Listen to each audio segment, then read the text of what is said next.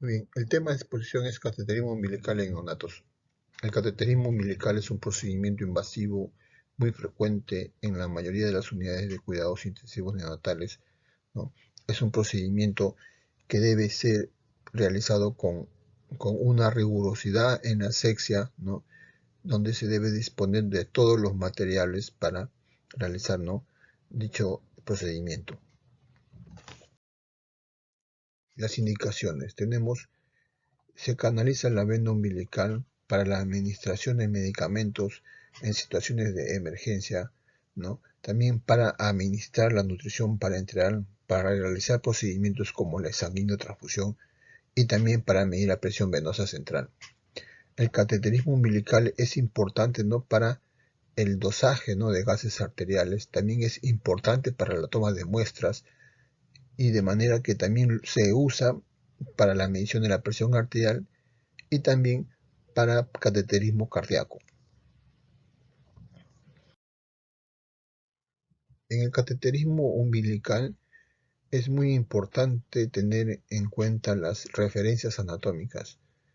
Por ejemplo, el tronco celíaco se encuentra a nivel de D12, la arteria mesentérica superior a nivel de D11, L1, la arteria renal a nivel de L1, L2, y la arteria mesentérica inferior a nivel de L2 y L3, y la bifurcación de la aorta a nivel de L4.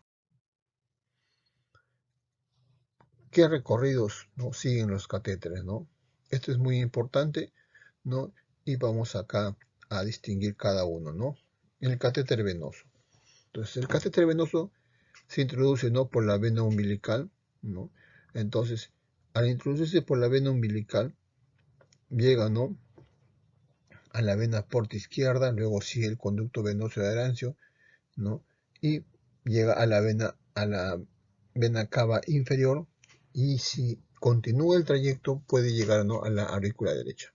Ese pues es el trayecto del catéter umbilical venoso.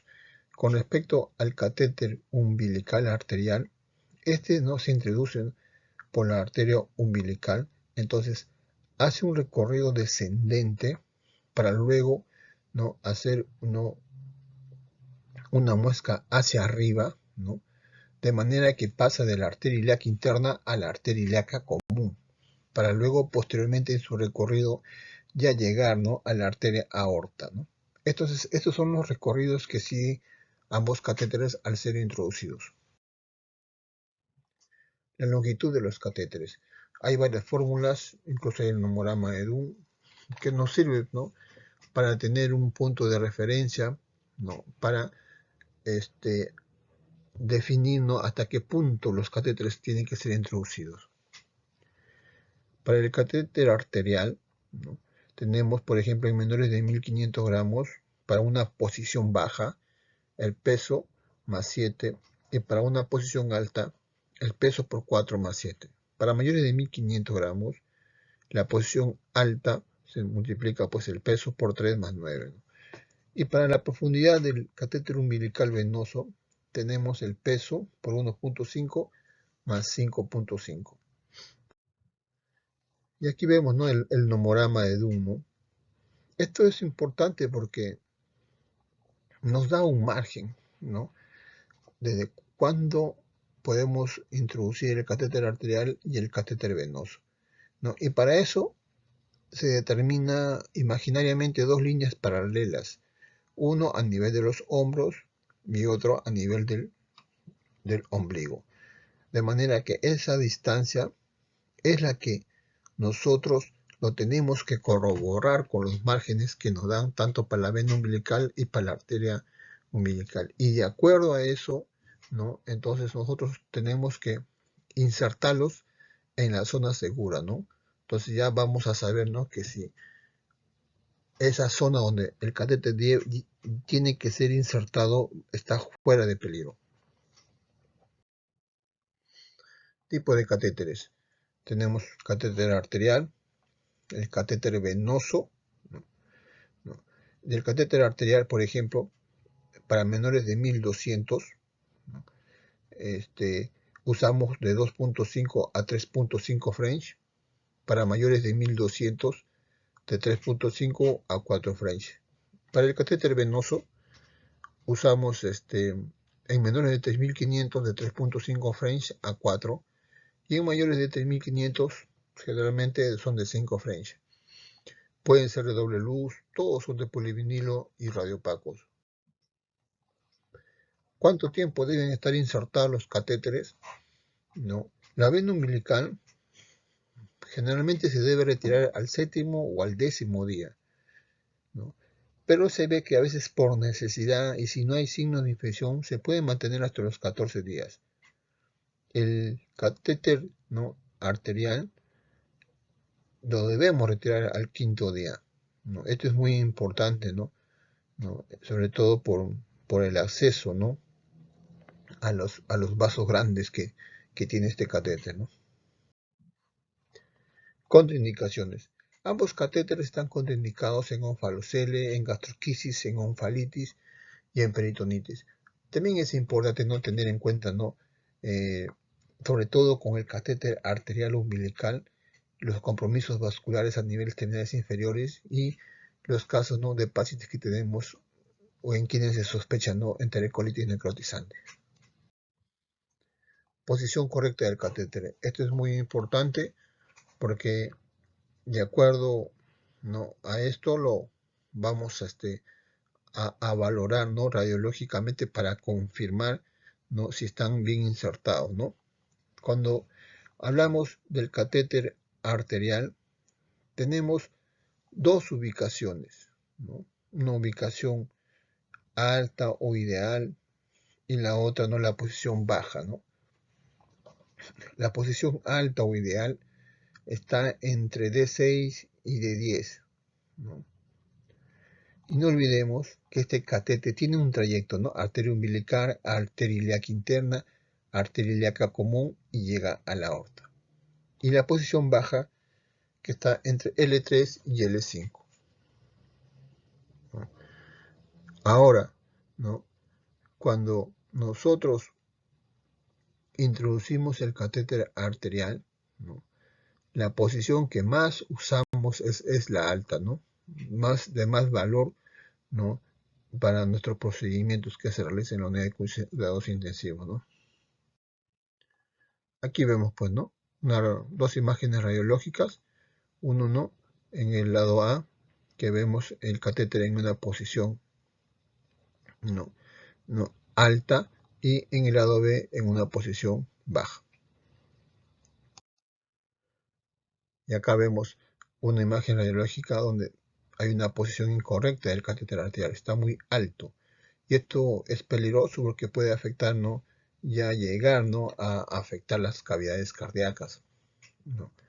De manera que tener en mente siempre, ¿no?, las posiciones correctas de los catéteres arteriales es muy importante. Y la posición correcta del catéter venoso. La posición ideal del catéter venoso generalmente es de medio centímetro a 1 centímetro por encima del diafragma, lo que corroboramos acá, ¿no?, con la imagen radiológica. Y acá vemos dos imágenes radiológicas donde el catéter no está ubicado, ¿no?, correctamente, ¿no? Vemos que incluso ha llegado a perforar la arteria umbilical, ¿no?, en ambas imágenes radiológicas. Ahora, ¿cómo debemos fijar el catéter umbilical, ¿no?, tanto arterial como venoso? Esto es de gran importancia porque si miramos este esquema, se dice, ¿no?, que el catéter venoso debe fijarse en el lado izquierdo y el arterial en el lado derecho, separados, de manera que el ombligo debe estar libre, ¿no? Zona libre, dice, de adhesivos para la limpieza, importante para la limpieza.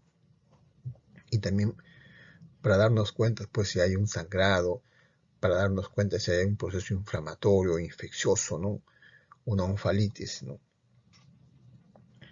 Ahora, el material que se debe usar para cubrir, ¿no?, los catéteres debe ser un plástico transparente, ¿no? Y aquí vemos, pues, en la figura derecha donde vemos al niño, ¿no?, con los catéteres separados y el ombligo en posición central, ¿no? Ahora las complicaciones. Las complicaciones se dan tanto del lado arterial como del lado venoso, ¿no? Las más frecuentes generalmente son los procesos infecciosos con respecto al catéter arterial. También puede haber una obstrucción del catéter, también puede haber procesos de vasoespasmo, una trombosis aórtica, y en este caso es importante conocer los reparos anatómicos, porque dependiendo, ¿no?, en qué nivel se encuentre el trombo o qué vaso está afectado, se pueden evidenciar las manifestaciones clínicas específicas, ¿no? ¿Cómo se minimizan las complicaciones del catéter arterial? No dejar, dice, ¿no?, caer en posición baja, como les mencioné, ¿no? La posición ideal es la posición alta, ¿no? C6 a nivel de 6,6, ¿no?, de 9, ¿no? Entonces esa es la posición correcta del catéter arterial. Con respecto al catéter venoso, las posiciones, las complicaciones también son las más frecuentes, son las infecciosas, ¿no? También hay complicaciones cardíacas, también hay formación de trombos, hemorragias, enterocolitis, también, a veces también hay extravasación retroperitoneal y también puede llegar a complicaciones hepáticas. ¿Cómo se minimizan? Siempre es importante una técnica estéril, ¿no? Y cuando vemos que está mal posicionado hay que retirarlo los catéteres. Aquí vemos ejemplos de vasoespasmos y trombosis tanto por la parte venosa como la parte arterial. La trombosis asociada al catéter venoso puede causar obstrucción del sistema venoso hepático profundo, ¿no?, y provocando una trombosis portal, cuya complicación más tardía es la hipertensión portal o síndrome de Buch-Chiari. Ahora, cuando hay una complicación de trombosis o vasoespasmo a nivel arterial, entonces la complicación se dice, ¿no?, más temible es la trombosis, que representa más o menos del 9 al 28%, y la complicación más frecuente es la hipertensión arterial sistémica, que es provocado por la estenosis de la arteria renal, como consecuencia, pues, ¿no?, de una colocación incorrecta del catéter. En varias ocasiones hemos visto, ¿no?, a veces después de cateterizar a los niños, que las extremidades siempre se ponen pálidas, ¿no?, muy blancas. Entonces eso nos debe hacer pensar, ¿no?, que este blanqueamiento puede deberse, ¿no?, a la perforación de un vaso arterial, ¿no? De manera que en estos casos es necesario, ¿no?, el retiro inmediato del catéter. Como vemos, las complicaciones también son frecuentes, ¿no?, cuando se produce el cateterismo, ¿no? En muchas oportunidades, ¿no?, se ha visto, ¿no?, que los dedos, ¿no?, de los pies se ponen cianóticos, ¿no? A veces la extremidad se pone un poco pálida, ¿no? Entonces, de manera que eso es importante tener en cuenta, ¿no?, al finalizar el cateterismo. Ahora, los cuidados. El cateterismo umbilical debe ser un procedimiento con asepsia, un procedimiento que brinde la bioseguridad, ¿no? Y esto es muy importante, ¿no? Mantener el catéter umbilical en condiciones óptimas, ¿no?, de asepsia y funcionamiento. Utilizar siempre guantes estériles en la manipulación de las conexiones, administración de medicamentos y extracción de sangre. Como vemos, estas medidas son fundamentales, ¿no?, en el cateterismo umbilical. También realizar las curas habituales del cordón umbilical, valorar el estado de la piel alrededor del muñón umbilical. Por eso, ¿no?, esa parte, ¿no?, del muñón umbilical se debe dejar libre, ¿no?, para valorar la coloración de la piel, ¿no? Mientras el neonato sea portador de un catéter umbilical, no se colocará en decúbito prono, ¿no? Esto también es importante, ¿no?, porque siempre cuando el neonato no está cateterizado, siempre vemos esa zona, siempre debe ser visible, ¿no?, constantemente, ¿no?, para evitar que haya alguna complicación, para evitar que haya un sangrado, para evitar, ¿no?, que de repente se haya obstruido, ¿no? De manera que el cateterismo es un procedimiento fundamental y por tal debe ser un procedimiento aséptico, ¿no?, con asexia, un procedimiento seguro y que beneficie al neonato. Muchas gracias.